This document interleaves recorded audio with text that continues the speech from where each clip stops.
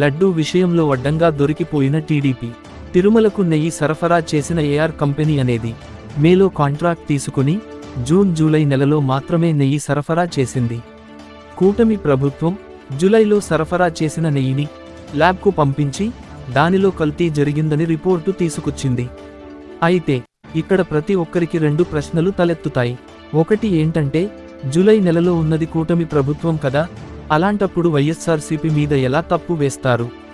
రెండో ప్రశ్న ఏమిటంటే, జూలైలో ఒకవేళ కల్తీ జరిగితే అప్పుడే కఠిన చర్యలు తీసుకోకుండా కూటమి ప్రభుత్వం ఇన్ని రోజులు ఏం చేసింది అనేది సామాన్య ప్రజలకు అంతుచిక్కని ప్రశ్నలులాగా మిగిలాయి. ఇంకో ముఖ్య సంగతి ఏమిటంటే, మన ముఖ్యమంత్రి చంద్రబాబు గారు ఒకలా మాట్లాడుతుంటే టీటీడీ ఈవో గారు మాత్రం వేరేలా మాట్లాడుతున్నారు. ఇద్దరూ చెప్పిన విషయాల్లో స్పష్టంగా తేడా కనిపిస్తుంది. ఒకవేళ నిజంగా నెయ్యిలో కల్తీ జరిగుంటే తప్పకుండా శిక్ష వేయాలి.